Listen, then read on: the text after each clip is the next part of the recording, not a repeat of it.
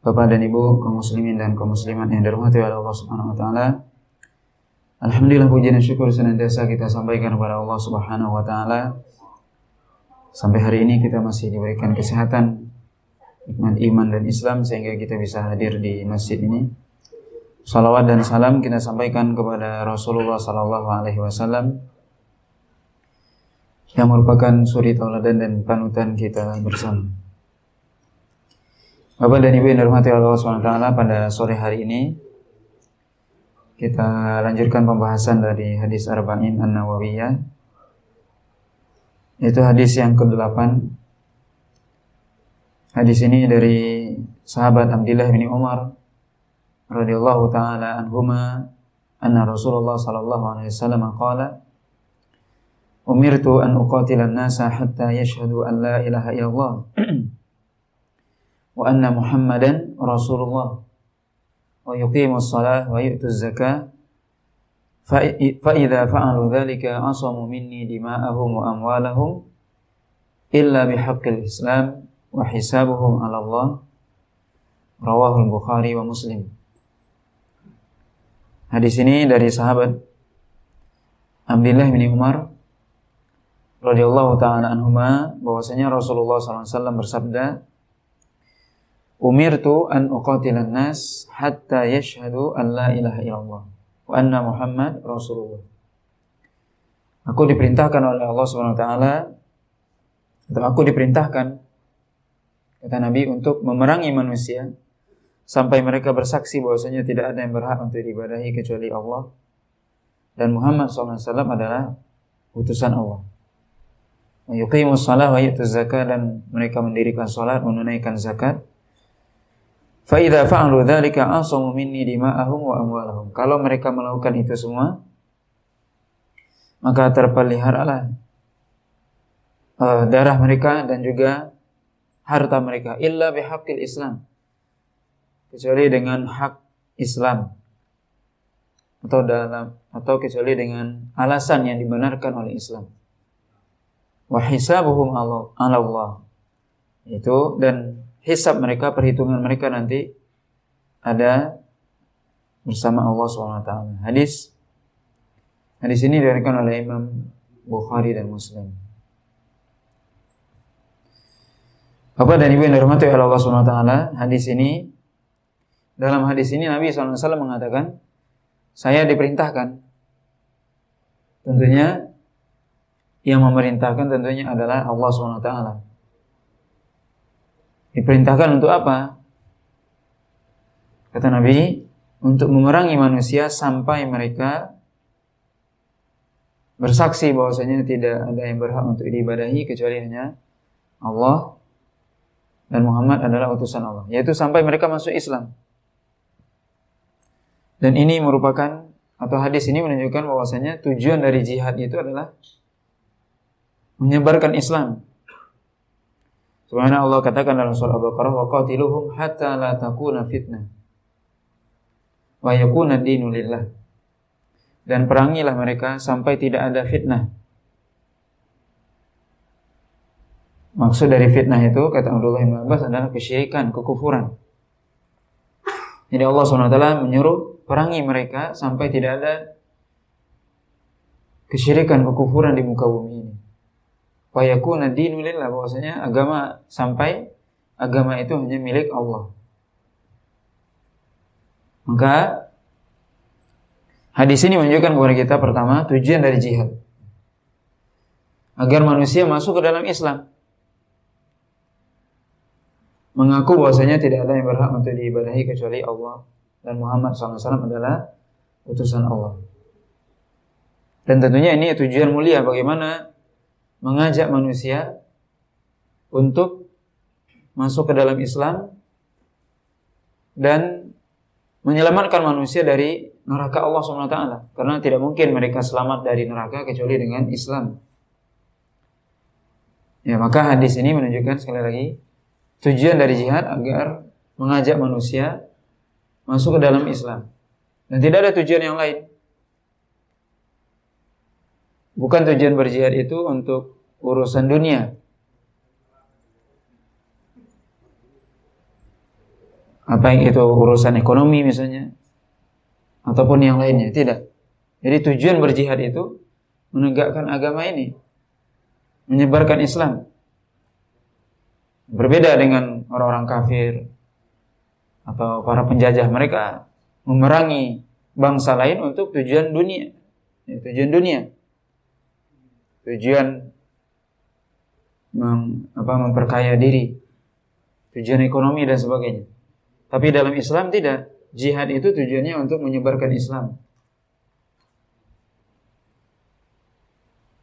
Kemudian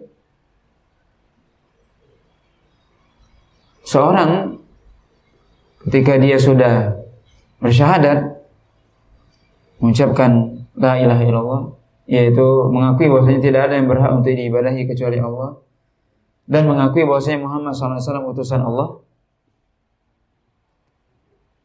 maka berarti dia sudah masuk dalam Islam. Kemudian juga mestinya dia melaksanakan rukun-rukun Islam yang paling penting. Di sini disebutkan di antara yang paling penting yaitu mendirikan salat dan menunaikan zakat bagi orang yang mampu. Ini menunjukkan bahwasanya syahadat itu dan salat itu adalah dua rukun Islam yang sangat penting. Seorang ketika dia mengaku muslim, ya dia mesti melakukan amalan yang menunjukkan bahwasanya dia seorang muslim. Maka tidak cukup dia mengatakan saya muslim tapi dia tidak sholat gitu. Ya, maka hadis ini menunjukkan kepada kita pentingnya sholat itu. Bahwasanya sholat itu adalah tiang agama, kata Nabi. Wa amuduhu sholah, yaitu amudul Islam, tiang dari Islam itu adalah sholat. Bagaimana seorang kalau tidak sholat maka bisa jatuh kepada kekufuran. Nabi SAW mengatakan al-ahdu bainana wa bainahum as-salah faman tarakaha faqad kafar. Nabi mengatakan perbedaan antara kita dengan mereka, orang musyrik, orang kafir adalah sholat. Siapa yang meninggalkan sholat kafir. Nabi yang bilang itu. Maka sekali lagi, bagaimana seorang muslim ya sangat memperhatikan ibadah ya, sholat. Karena itu konsekuensi dari keislaman. Ketika dia mengatakan saya muslim, apa bukti Anda muslim? Ya, Anda mendirikan sholat. Mendirikan sholat yang 5 waktu. Kemudian menunaikan zakat kalau kita memiliki harta yang berlebih. Dan bisa kita lihat sejarah bagaimana di zaman Abu Bakar, kalau kita lihat sejarah bahwasanya ketika Rasulullah SAW meninggal, itu yang diangkat menjadi khalifah adalah Abu Bakar As-Siddiq. Kemudian ketika Abu Bakar menjadi khalifah, sebagian orang muslim atau bangsa Arab ketika itu yang sudah muslim, yang sudah masuk Islam di zaman Nabi, sebagian mereka murtad. Kemudian mereka diperangi oleh Abu Bakar. Dan sebagian mereka tidak mau membayar zakat dan juga diperangi oleh Abu Bakar. Orang yang tidak membayar zakat di zaman Abu Bakar diperangi. Bahkan Abu Bakar mengatakan, sungguh aku akan memerangi orang-orang yang membedakan antara sholat dan zakat. Maka sama, zakat dan sholat sama-sama rukun Islam. Mereka sholat tapi tidak mau membayar zakat. Kata Abu Bakar akan diperangi. Dan memang diperangi oleh Abu Bakar.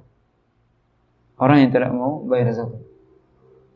Ini menunjukkan bahwasanya ini penting. Makanya Allah SWT dalam banyak ayat dalam Al-Quran kita bisa lihat Allah mengatakan wa aqimus shalah wa atuz zakah. Itu banyak dalam ayat dalam Al-Quran. Kita baca dari awal Quran sampai akhir. Wa aqimus shalah wa atuz zakah. Wa aqimus shalah wa atuz zakah. Perlu kita cerna, perlu kita perhatikan, perlu kita pikirkan, renungkan. Kenapa Allah SWT mengulang kalimat ini dan menggandengkan antara sholat dan zakat?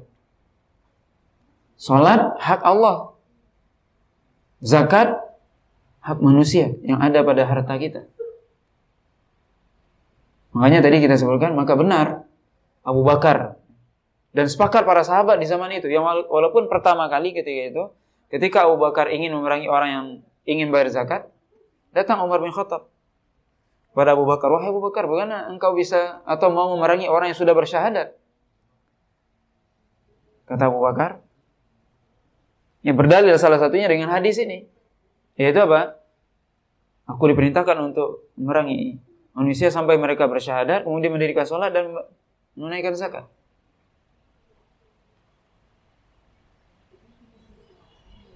Siapa yang membedakan, kata Abu Bakar, antara sholat dan zakat, diperangi. Maka ketika itu Umar akhirnya menyetujui pendapat Abu Bakar dan sepakat seluruh para sahabat itu. Ketika itu untuk memerangi orang-orang yang tidak membayar zakat. Maka ini dua ibadah yang sangat penting ya dalam Islam. Yang Allah SWT mengulang kalimat itu banyak dalam Al-Quran. Dan juga Nabi SAW menyebutkan dalam hadisnya.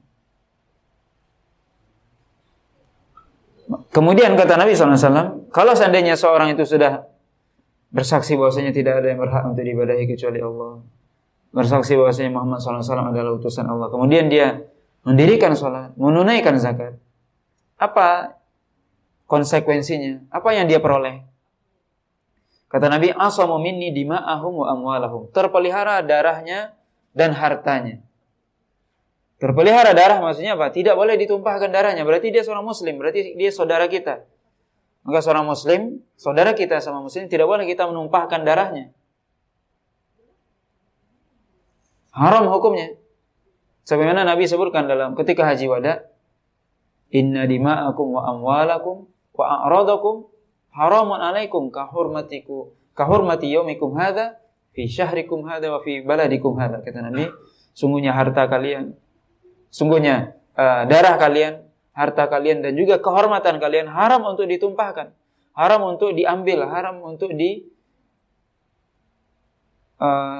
dicela, ya, kehormatannya. Sebagaimana haramnya atau mulianya hari ini, itu ketika haji wada, hari Jumat ketika itu. Pada bulan yang mulia ini Zulhijjah, pada tempat yang mulia itu Mekah.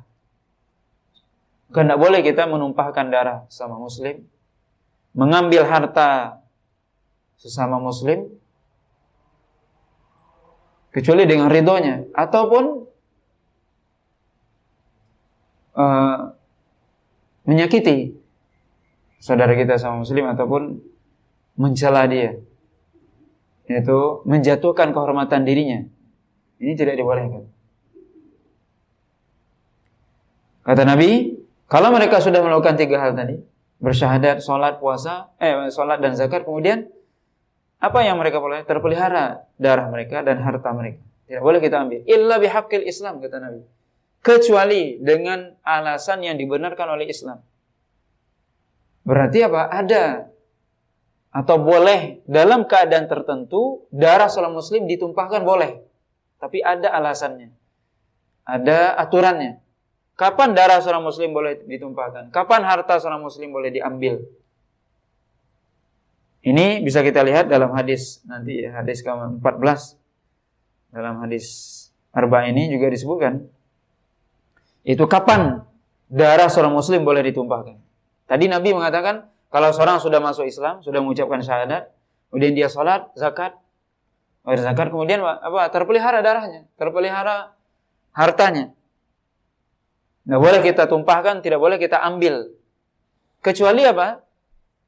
Dengan alasan yang dibenarkan oleh Islam. Apa alasannya? Di antaranya hadis yang diriwayatkan oleh Imam Abdullah bin Mas'ud, hadis yang ke-14. Rasulullah SAW bersabda, la yahillu damu mri'in muslim illa bi ihda thalathin athayyibu zani an-nafsu bin nafsi wa tariku lidinihi al-mufariq lil jamaah. Rawahu Bukhari wa Muslim. Hadis ini dari Abdullah bin Mas'ud radhiyallahu taala anhu, bahwasanya Rasulullah SAW radhiyallahu taala anhu, bahwasanya Rasulullah SAW bersabda, tidak halal darah seorang muslim itu ditumpahkan kecuali dengan salah satu dari 3 alasan. 1, thayyibuz zani, yaitu orang yang sudah menikah atau pernah menikah kemudian dia berzina, maka halal darahnya untuk ditumpahkan, yaitu hukumannya adalah dalam Islam dirajam sampai mati. Seorang yang dia sudah menikah kemudian dia berzina, itu hukumannya dia dirajam sampai mati. Rajam itu adalah digali ya, di persimpangan sana tanah, kemudian dia mungkin sebatas dadanya atau lehernya, disuruh dia berdiri di situ, setiap orang yang lewat wajib melempari dia sampai dia mati. Itu rajam. Dan itu dilakukan oleh Nabi SAW di zaman Nabi. Orang yang berzina, yang sudah menikah dia sudah dapat dia yang halal, masih dicari yang haram, maka balasannya rajam sampai mati. Itu hukum dalam Islam. Apa tujuannya? Agar orang jera. Jadi tujuannya hukum Islam itu diterapkan apa? Agar orang berpikir 1000 kali untuk berzina. Kalau seperti itu, coba, tidak berani orang berzina itu. Kalau dirajam kayak gitu, dilihat oleh semua orang di tengah perempatan itu atau simpang 5 sana, mana ada orang berani berzina? Maka ini kalau hukum Islam diterapkan aman sebenarnya. Tapi kalau tidak diterapkan, tidak. Kita bisa sering mendengarkan perselingkuhan, berzina dan sebagainya. Kenapa? Tidak ada hukum yang buat jera. Jadi kalau kita ingin jera apa? Hukum Islam diterapkan. Gitu. Ini hukum yang diturunkan oleh Allah dan Rasul. Dan Allah dan Rasul yang lebih tahu tentang apa? Kemaslahatan kita manusia ini. Dan bukan berarti sebagian orang mengatakan hukum Islam itu sadis, kejam dan sebagainya. Dia tidak tahu apa di balik itu. Satu orang tadi yang dirajam, 1000 orang nggak jadi berzina. Coba bisa dibayangkan itu. Tapi kalau tidak ada, ya orang anggap remeh aja. Dosa biasa saja dia. Ini yang pertama, boleh seorang ditumpahkan darahnya kalau dia sudah menikah kemudian dia berzina, sudah dapat yang halal masih dicari yang haram. Na'udzubillah. Yang kedua apa? An-nafsu bin nafsi, yaitu orang yang membunuh orang muslim dengan sengaja. Allah SWT katakan, ya ayyuhalladzina amanu kutiba alaikumul qisasu fil qatla. Orang beriman diwajibkan bagi kalian qisas dalam pembunuhan. Artinya apa? Seorang muslim membunuh muslim juga, ingat muslim dengan muslim. Maka yang membunuh ini, kalau dia membunuh dengan sengaja, wajib diqisas. Kalau keluarga yang dibunuh tidak memaafkan, maka wajib diqisas. Dan qisas ini juga, ini hukum yang adil. Kita bisa bayangkan kalau seandainya hukum ini diterapkan, 1000 kali orang berpikir untuk membunuh saudaranya sama muslim. Hari ini mudah sekali bunuh. Persoalan sepele, langsung mintujah, ya, ditujahnya orang. Langsung dibunuhnya. Padahal sama muslim. Kata Nabi SAW, la zawalu dunya ahwanu indallahi min qatli rajulin muslim. Sungguh hancur lebur, hancur dunia ini lebih baik daripada terbunuhnya seorang muslim. Bayangkan itu. Lebih baik Anda hancurkan seluruh dunia ini daripada membunuh seorang muslim. Kenapa? Seorang muslim itu mahal harganya. Isi Allah, darahnya haram untuk ditumpahkan. Mulia seorang muslim itu. Tidak boleh kita tumpahkan darahnya. Lebih baik Anda hancurkan nih dunia ini semua daripada Anda membunuh seorang muslim. Orang yang sudah bersyahadat bahwasanya tidak ada yang berhak disembah kecuali Allah. Orang muslim itu orang yang tinggi di sisi Allah nilainya. Kemudian mudah saja membunuh. Maka Nabi mengatakan boleh ditumpahkan darah seorang muslim kalau dia membunuh juga. Membunuh dengan sengaja. Kata Allah SWT, walakum fil qisasi hayatun ya ulil albab la'alakum tattaqun. Sungguhnya dalam qisas itu ada kehidupan bagi orang-orang yang berakal agar Anda menjadi orang yang bertakwa, kata Allah. Jadi siapa yang bisa menerapkan hukum qisas ini? Orang yang berakal, kata Allah. Kalau akalnya sempurna, dia pasti terapkan itu hukum qisas. Karena Allah katakan di dalam qisas itu ada apa? Ada kehidupan. Kenapa ada kehidupan? Satu orang dibunuh, kemudian satu orang membunuh, kemudian dia diqisas. Dilihat oleh semua orang, dipancung dia. Orang yang melihat, yang mengetahui itu akan 1000 kali berpikir untuk dia membunuh juga. Takut dia membunuh orang. Nanti aku kelak dibunuh pula. Dipancung pula. Tidak akan berani orang. Makanya itu apa kata Allah SWT. Dalam kisah itu ada kehidupan. Aman orang jadinya. Tapi kalau tidak ada kisah, orang mudah sekali membunuh. Tidak takut orang bunuh itu. Berani aja. Dan ini berbahaya. Ya, kita lihat di zaman kita. Mudah sekali membunuh itu, mudah. Tidak ada harganya darah seorang muslim, tidak ada. Karena kita tidak mengetahui hakikatnya dari syariat ini. Kemudian yang ketiga, at-tariqu lidinihi al-mufariq lil jamaah. Yaitu orang yang murtad, orang yang keluar dari Islam, keluar dari jamaah kaum muslimin, murtad. Kata Nabi SAW dalam hadisnya ini, yang lain, man baddala dinahu faqtuluh. Siapa yang mengganti agamanya, bunuh dia. Pancung dia. Ini halal darahnya. Makanya Abu Bakar memerangi orang yang murtad di zaman beliau. Ketika Rasulullah SAW wafat, beliau jadi khalifah. Sebagian orang bangsa Arab ketika itu murtad, diperangi oleh Abu Bakar. Ini hukum dari Nabi SAW. Siapa yang dia murtad, dihukum pancung. Jadi dibunuh hukumnya. Halal darahnya ditumpahkan. Tentunya semua ini yang mengeksekusi siapa? Pemimpin. Tidak boleh sebenarnya tetangga kita murtad langsung kita pancung, tidak boleh. Tetangga kita berzina, kita rajam, dia tidak bisa. Ini semua siapa yang melakukan? Pemerintah yang mengeksekusi.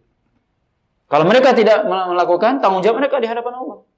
Kita tidak punya tanggung jawab karena bukan kita nggak punya power, nggak punya wewenang untuk itu. Sebab kalau ini diserahkan kepada individu atau golongan atau ormas atau apa, hancur kacau kehidupan. Jadi yang melakukan eksekusi sebab pemerintah yang punya kuasa, bukan individu, golongan, kelompok, bukan. Ini juga perlu dipahami dengan baik, karena sebagian orang dia melakukan sesuai dengan kelompok dia. Itu tidak dibolehkan. Karena akan terjadi kekacauan. Dan juga tentunya hal ini ada prosedurnya.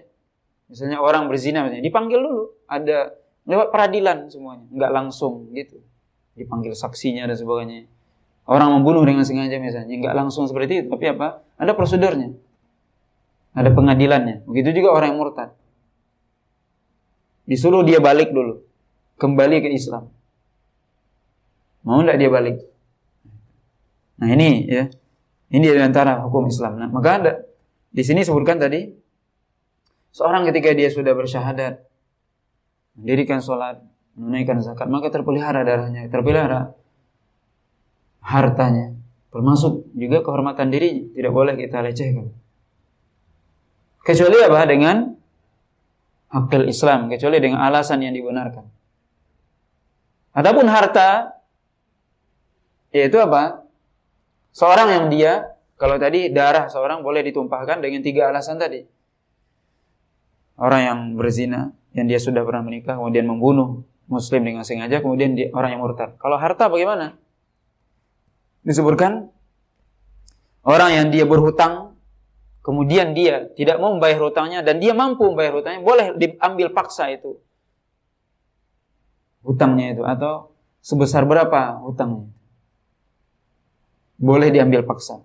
Kalau tidak boleh kita ambil paksa harta orang. Ini diantara ya, seorang yang dia boleh diambil hartanya dengan cara paksa. Karena hukum asalnya apa? Tidak boleh kita mengambil harta saudara kita sama muslim dengan paksa, nggak boleh. Harus dengan sukarela, dia ngasih itu sukarela dia. Kalau terpaksa nggak boleh, haram bagi kita ngambilnya. Kapan bolehnya? Kalau dia berhutang, kemudian dia mampu membayar, tidak diambil, tidak dia bayar, maka boleh diambil paksa itu. Kemudian juga, termasuk orang yang di sini disebutkan, ya orang yang lalai, termasuk di sini orang yang tidak membayar zakat, maka boleh juga dipaksa diambil. Kemudian kata Nabi SAW, wa hisabuhum 'ala Allah. Dan hisab mereka di sisi Allah SWT. Maksudnya apa? Ketika seorang sudah mengucapkan syahadat, sholat, zakat, secara zahir dia muslim berarti. Maka tidak boleh kita membunuhnya, menumpahkan darahnya, mengambil hartanya dan sebagainya. Lalu kalau ada orang yang bilang gini, dia itu masuk Islam pura-pura. Nah, kata Nabi SAW apa? Wa hisabuhum 'ala Allah. Hisab mereka di sisi Allah. Kita tidak diperintahkan menghisab orang. Tidak boleh kita mengatakan, kamu Islamnya benar apa enggak nih? Nah, itu tidak boleh itu. Kita hanya menghukumi orang secara zahir namanya, lahiriah. Kalau dia bersyahadat, dia sholat, dia puasa, berarti dia muslim. Nah, boleh kita mengorek hatinya, itu tidak urusan kita. Itu urusan Allah. Itu maksudnya wa hisabuhum 'ala Allah. Hisabnya di sisi Allah. Tugas kita bukan menghisab. Itu bukan tugas kita. Kita hanya menghukumi orang secara zahirnya. Kenapa Anda tidak menyakiti si fulan atau tidak menumpahkan darah? Ya, dia muslim, dia bersyahadat, dia sholat. Maka zahirnya dia muslim. Adapun hakikat dia itu di tangan Allah Subhanahu wa taala. Kita tidak tahu. Maka ini menunjukkan juga kita tidak boleh suudzon kepada seorang. Ada sebagian orang bilang ini dia cuma pura-pura. Dan itu pernah terjadi di zaman Nabi SAW ketika dalam sebuah pertempuran pernah Nabi SAW mengutus sahabat di antaranya Usamah bin Zaid untuk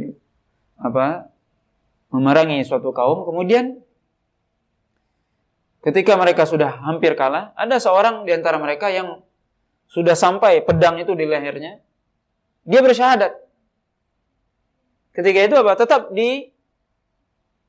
ditusuk sama Usamah bin Zaid sampai meninggal. Dan itu dilihat oleh sahabat yang lain, dilaporkan kepada Nabi. Kata Nabi, dipanggil itu Usamah. Apakah benar itu? Kata Nabi, kata Usamah, iya. Kenapa engkau membunuh orang yang sudah bersyahadat? Apa kata Usamah? Dia itu mengucapkan syahadat, wahai Rasul, karena takut sama pedangku. Apa kata Nabi? Afala syaqaqta qalbahu? Apakah kamu sudah belah dadanya sehingga kamu tahu memang itu niat dia? Itu kata Nabi. Yang menunjukkan apa? Kita hanya menghukumi seorang secara zahir. Urusan itu dia pura-pura, dia munafik, itu urusan Allah. Makanya kita tidak boleh suudzon sama muslim. Orang muslim yang menampakkan secara zahirnya keislaman, kita husnudzan sama dia. Tidak boleh kita suudzon. Nah, ini yang perlu juga dipahami ya dengan baik. Karena muslim itu sekali lagi terjaga darahnya, hartanya, dan kehormatan dirinya. Tidak boleh kita bicarakan aibnya. Tidak boleh kita bicarakan aib. Makanya dilarang ghibah. Kenapa? Kita menjaga kehormatan saudara kita. Karena dia muslim. Ingat, ini muslim. Orang yang muslim itu tinggi di sisi Allah SWT, mulia di sisi Allah daripada yang lain. Maka Bapak dan Ibu yang dirahmati oleh Allah SWT, hadis ini menunjukkan kepada kita sekali lagi bagaimana kita mengetahui bahwasanya amalan yang sangat penting dalam Islam ini adalah sholat, kemudian zakat kalau kita mampu. Kemudian tidak boleh kita menumpahkan darah saudara kita, kemudian mengambil hartanya dan juga melecehkan kehormatan, kecuali ada alasan tadi yang kita sebutkan. Alasan yang dibenarkan oleh syariat sebagaimana disebutkan dalam hadis tadi. Maka hukum asal dari seorang muslim adalah dia muslim. Dia terpelihara, terjaga darah, harta dan kehormatan dirinya. Kalau misalnya ada pertanyaan, kita persilakan. Ya, silakan Pak. Assalamualaikum warahmatullahi wabarakatuh. Waalaikumsalam warahmatullahi wabarakatuh. Ini tadi seorang muslim menikah, berzina, adakah keampunan bagi penzina ini, menikah ini? Sedangkan itu menjanjikan bahwa muslim suatu saat dia nafas masuk tenggorokan mesti ada waktunya bertobat. Yang berarti nanti kata bertobat ini hapus dosanya berzina. Apakah benar seperti itu? Iya, seorang muslim yang dia berzina kemudian dia menikah. Dia menikah, berzina. Oh. Adakah keampunannya? Iya. Dia sudah menikah kemudian dia berzina. tentunya kalau diterapkan hukum Islam dia dirajam. Kalau sudah dirajam dia, maka itulah penghapus dosanya. Makanya di zaman Nabi ada seorang wanita yang dirajam. Seorang wanita dirajam. Dan juga ada dua orang, satu orang laki-laki dan satu orang perempuan di waktu yang berbeda. Dirajam di zaman Nabi. Suatu ketika wanita itu seorang wanita dirajam di zaman Nabi SAW karena dia sudah menikah, maka berzina karena dia berzina setelah menikah, maka ketika dia dirajam itu sempat ketika seorang sahabat yang dia kalau tidak salah Khalid bin Walid, dia melempar perempuan tersebut ya dengan batu, kemudian darahnya muncrat ke dia, kemudian dia sahabat ini bahasa kita melaknat atau apa, dasar darah orang, itulah bahasanya seperti itu, orang yang pezina dan sebagainya, pokoknya melecehkan lah. Apa kata Nabi SAW? Jangan Anda mengatakan itu, kata Nabi. Sungguh dia sudah bertaubat. Kalau seandainya taubatnya dibagi kepada 70 penduduk Madinah cukup. Jadi taubat itu sangat besar pahalanya. Ketika seorang itu bertobat kepada Allah SWT, benar-benar taubat. Tadi Nabi bilang, kalau seandainya taubatnya perempuan ini dibagikan pahalanya kepada 70 penduduk Madinah ketika itu, cukup bagi mereka. Ini menunjukkan apa? Seorang ketika dia melakukan dosa apa saja, termasuk dosa berzina, dia membunuh dan sebagainya, berjudi misalnya, atau dosa apa saja. Termasuk dosa paling besar, apa itu? Kekufuran dan kesyirikan. Kalau dia bertaubat, insya Allah dia diampuni oleh Allah SWT. Selama dia taubatnya apa? Pertama, benar-benar bertaubat. Sebagaimana Allah kata, ya ayyuhalladzina amanu tubu ilallahi taubatan nasuha. Wahai orang beriman, taubatlah kepada Allah dengan taubat nasuha. Apa itu taubat nasuha? Taubat yang nasuha artinya yang ikhlas kepada Allah. Benar-benar dia menyesali. Apa yang taubat nasuha itu kata para ulama, benar-benar menyesali perbuatan itu. Ya, menyesali perbuatan tersebut, berjanji tidak akan mengulangi lagi perbuatan tersebut. Kemudian dia berusaha memperbaiki diri, mengiringi perbuatan buruk dengan perbuatan baik. Maka insya Allah Allah akan ampuni. Kemudian juga dia bertaubatnya pada waktu yang diterima taubat. Kapan waktu diterima taubat? Ya sekarang. Kapan waktu tidak diterimanya taubat? Kalau seorang sudah sakaratul maut, itu tidak diterima lagi taubat. Atau sudah pernah kita sebutkan ketika matahari sudah terbit di tempat tenggelamnya, itu enggak diterima lagi taubat. Tapi selain dua waktu itu, seorang benar-benar dia bertobat kepada Allah, tidak mengulangi lagi dosanya, dia berjanji menyesali perbuatannya, meninggalkan perbuatan tersebut, dia menyesali, maka insya Allah diampuni oleh Allah SWT. Sebesar apapun dosa yang dilakukan. Tadi kita sebutkan sampai dosa yang paling besar itu kan syirik. Bukan zina yang paling besar. Yang paling besar syirik. Yang kalau seorang mati dalam keadaan syirik, tidak mungkin masuk surga itu. Tidak mungkin lagi itu. Na'udzubillah. Kalau dia mati dalam keadaan syirik atau mati dalam keadaan kafir, nggak mungkin masuk surga. Mustahil itu. Tapi kalau dia melakukan dosa besar, bisa saja dia masuk surga, tapi mungkin bisa jadi dia singgah ke dulu neraka. Na'udzubillah. Kalau memang dia tidak diampuni, belum sempat dia bertobat misalnya, tapi dia tidak syirik, dia melakukan dosa besar, tidak sempat dia bertobat. Gimana? Bisa jadi ya, mungkin dia masuk neraka dulu, na'udzubillah, baru nanti diangkat ke surga. Tapi kalau dia mati syirik, tidak mungkin dia masuk surga sama sekali, kekal di neraka, na'udzubillah. Maka seorang kalaupun syirik dia, kafir dia, kalau dia benar-benar bertobat, diterima oleh Allah SWT. Termasuk dosa tadi, dia berzina, ya dia membunuh dan sebagainya. Dia harus bertobat kepada Allah SWT dengan sebenar-benar bertobat, maka Allah akan ampuni. Sebagaimana juga ada kisah yang disebutkan oleh Nabi SAW. Seorang yang membunuh 99 orang. 99 dibunuh sama dia. Kemudian dia datangi seorang ahli ibadah. Dia katakan sama ahli ibadah itu, aku ini sudah membunuh 99 ini. Aku mau tobat. Kira gimana? Masih diterima enggak tobat aku? Kata orang ahli ibadah ini, 99 banyak kali. Tidak mungkin. Ya udah aku genapkan 100 ini. Ini ahli ibadah itu jadi apa? Yang ke 100. Akhirnya apa? Datang dia kepada orang alim yang berilmu. Datang, aku udah membunuh nih 100 orang. Bisa tidak aku bertobat? Kata orang alim, apa yang menghalangi kamu bertobat? Apa yang menghalangi Allah untuk membukakan pintu langitnya? Maka pintu langit akan terbuka selama kamu benar-benar bertobat sama Allah. Bertobat. Segera bertobat. Kemudian apa kata orang alim itu? Pergilah kamu ke kampung sana.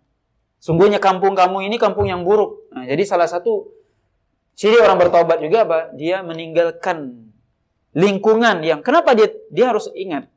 Kenapa saya terjerumus pada perbuatan dosa ini? Ada faktor yang mendorong dia. Bisa jadi lingkungan. Maka salah satu ciri dia benar-benar taubat nasuha gimana? Tinggalkan itu. Lingkungan tadi. Atau teman tadi yang ngajak tadi. Tinggalkan. Nah ini contohnya tadi. Pemuda tadi disuruh oleh ahli ilmu tadi apa? Pergi kamu ke kampung yang baik sana. Kampung orang yang soleh. Supaya kamu bisa bertobat di situ. Ini kampung kamu ini pendosa semua isinya. Orang yang buruk ini. Tinggalkan ini. Kenapa orang ini bisa jadi buruk? Bisa jadi karena faktor lingkungan. Tinggalkan itu. Ini salah satu. Ya. Kita bisa dikatakan orang yang benar-benar taubat. Tinggalkan lingkungan. Tinggalkan kawan. Yang selama ini mengajak kita kepada keburukan, kemaksiatan. Tinggalkan itu semua. Maka kita cari teman yang baik. Lingkungan yang baik. Ya. Maka tadi pemuda tadi pindah dia. Belum sampai dia ke kampung itu. Meninggal dia di tengah jalan. Turun dua malaikat. Malaikat azab dan malaikat rahmat. Mau mana ini? Yang satu ini udah membunuh ini. Yang satu orang mengatakan, dia sudah bertobat. Akhirnya apa? Allah SWT mengilhamkan kepada malaikat tadi. Ukur jarak antara dia. Kampung dia dengan kampung yang akan dituju. Mana yang lebih dekat? Ternyata lebih dekat. Kalau nggak salah cuma sejengkal ke arah yang situ. Maka dia diampuni oleh Allah SWT. Ini menunjukkan orang sebenarnya kalau dia bertobat kepada Allah, maka taubat itu diterima oleh Allah SWT. Jadi ya kita semua tidak ada yang tidak berdosa. Tapi yang penting adalah bagaimana kita bertobat kepada Allah SWT. Yang paling berbahaya adalah orang menganggap dosa itu biasa.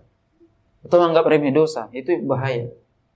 Atau mengatakan apa? Kelak bayalah bertobatnya. Kapan ke masjid? Kelak bayar 60 ke atas. Kalau udah pensiun baru ke masjid. Kapan bertobat kelak baik kalau udah punya cucu? Memangnya Anda yakin masih hidup? Siapa yang ada menjamin kita besok masih bisa melihat matahari terbit? Gak ada. Matahari terbenam aja ntar lagi belum tentu ada yang jamin ini kita bisa. Apa? Ajal itu gak ada yang tahu kita. Nggak boleh kita mengatakan kelak baiklah bertobat. Nggak boleh itu. Tobat sekarang. Ketika kita salah, kita melakukan dosa, segera bertobat. Kalau itu urusan dengan manusia, minta maaf segera. Nah ini juga hati-hati. Kita kalau bertobat ya di sisi Allah SWT, Allah itu pemaaf. Tapi kalau kita punya masalah dengan manusia, itu berat itu. Itu akan dibawa sampai mati itu. Apalagi punya hutang, dibawa sampai mati itu. Gimana kalau kita tidak bisa bayar? Bayar dengan kebaikan kita. Kita kebaikannya sedikit, dibayar untuk kasihkan ke orang karena kita menzalimi orang. Habis, minus. Akhirnya apa? Keburukan orang, dosa orang ditimpakan pada kita. Itulah kata Nabi, al-muflis, orang yang bangkrut di akhirat. Kalau kita bangkrut di dunia, alhamdulillah banyak kawan yang bantu. Tapi di akhirat bisa enggak kita dibantu oleh orang? Enggak, sendiri-sendiri. Subhanallah. Kalau kita di dunia ini bangkrut, subhanallah, masih ada kawan yang bantu. Alhamdulillah, enggak perlu kita terlalu takut di dunia ini. Banyak kawan, keluarga, saudara kerabat. Tapi kalau kita di akhirat bangkrut, alhamdulillah. Siapa yang akan bantu kita? Kebaikan kita habis, justru apa? Dosa orang kita pikul, alhamdulillah. Ini kita hati-hati. Jangan menganggap remeh dosa. Kita bertobat kepada Allah. Kalau itu berkaitan dengan hak Allah, kita bertobat kepada Allah SWT segera. Kalau itu berkaitan dengan manusia, kita segera mohon maaf.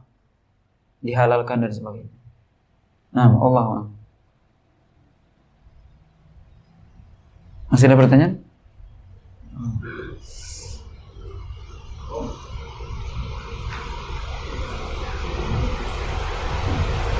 Saya Ustaz. Nah, silakan Pak. Tentang hutang tadi. Kita kalau punya hutang berhak mengambil kepada penghutang itu dengan paksa. Itu yang mengambil kita sendiri atau yang berwenang mengambil? Ya, tentunya kita boleh sebenarnya meminta paksa, ya. Kalau kita memungkinkan itu kita lakukan, nggak apa-apa. Tapi kalau akan terjadi mudarat, tentunya ya kita bisa melakukan menempuh prosedur yang menempuh jalur hukum, misalnya mengadu kepada pihak yang berwenang dan sebagainya. Tapi kalau kita mampu melakukan sendiri, boleh. Misalnya orang yang berhutang itu orang yang di bawah kita, mungkin lebih muda dari kita, atau dia sungkan kepada kita dan sebagainya. Kita tidak apa-apa, ambil paksa. Kalau memang dia mampu, ingat. Jadi boleh itu diambil paksa itu kalau memang dia mampu. Dia sudah mampu bayarnya, cuman dia nggak mau bayar. Kelak aja lah katanya. Makanya Nabi mengatakan Matulul ghani dzulmun, yaitu artinya orang yang dia mengakhirkan pembayaran hutang sedangkan dia mampu, itu kezaliman. Itu dosa bagi dia. Jadi kalau kita Bapak Ibu punya hutang dan kita mampu, segera bayarkan. Jangan bilang kelak bayarlah, nanti bayarlah, bulan depan bayarlah, tunggu gajian sekali lagi. Sekarang udah gajian kan? Nah, kelak bulan depan bayarlah. Enggak gitu. Harus duit sekarang. Ini udah tanggal berapa ini udah gajian? Gimana? Harus sekarang dibayar, Pak. Karena bahaya itu hutang. Jangan bilang kalau bayarlah yang bulan depan aja lah, enggak. Kalau kita mampu, segera dibayarkan hutang. Karena hutang itu Nabi saja ketika ada jenazah, ya di zaman Nabi kalau ada orang yang meninggal, pertama yang ditanya oleh Nabi apa? Mayat ini punya hutang atau enggak? Itu coba yang ditanya. Bayangkan itu. Kalau punya hutang, Nabi tidak mau menyolatkan itu. Sampai ada orang yang mau membayarkan atau menanggung. Dan itu pernah terjadi di zaman Nabi. Ada seorang sahabat yang meninggal, kemudian dia punya hutang. Kemudian Nabi bilang udah sholatkanlah sama kalian. Sahabat merasa agak berat ya. Akhirnya ada seorang sahabat namanya Abu Qatadah. Saya wahai Rasul yang akan membayarkan hutangnya. Oke. Janji ya kata Nabi. Janji. Setelah itu sehari setelah itu ketemu sama Abu Qatadah, ditanya oleh Nabi, ditagih, sudah kamu bayarkan belum hutangnya kemarin? Ditagih oleh Nabi. Ditagih, besoknya ditanya lagi oleh Nabi, sudah dibayarin belum? Coba bayangkan itu. Jadi hutang itu bukan permasalahan ringan, itu kan hak saudara kita, harta saudara kita muslim. Tidak boleh kita ambil begitu saja. Jadi kalau dia mampu, sudah mampu, boleh gitu. Tapi kalau dia belum mampu, gimana? Enggak. Allah SWT katakan Wa in kana dzu usratin fanadhiratun ila maisarah. Kalau dia dalam keadaan susah, belum mampu membayar hutang, fanadhiratun ila maisarah, maka beri tangguhlah dia. Wa antasaddaqu khairul lakum, kata Allah. Kalau kamu bersedekah lebih baik. Gimana maksudnya sedekah? Ya sudah, aku anggap utang kamu bebas, lunas. Lebih baik. Dan perlu kita ingat Bapak dan Ibu yang dirahmati Allah Subhanahu wa taala, kita memberikan hutang itu kita berpahala itu. Sama dengan kita bersedekah, ya kita memberikan hutang sama orang, memberikan pinjaman sama orang. Maka enggak boleh kita bakhil ya. Kalau kita mampu, saudara kita datang mau pinjam hutang, mau berhutang, ya sudah, kasihkan. Tentunya boleh kita membuat akad perjanjian dan memang itu sebaiknya. Ditulis, ya. Kamu pinjam tanggal berapa ini? Tanggal berapa? 3 Agustus. Kapan mau dibayar? Bulan depan, 3 September 2022. Ditulis enggak apa-apa. Nah, masih ada pertanyaan? Bapak Ibu? Cukup, kalau tidak ada, alhamdulillah ya, mudah-mudahan apa yang kita sampaikan pada sore hari ini bermanfaat. Kita tutup. Subhanakallah wa bihamdika, asyhadu an la ilaha illa anta, astaghfiruka wa atubu ilaik. Wassallallahu ala nabiyyina Muhammadin wa ala alihi wasallam.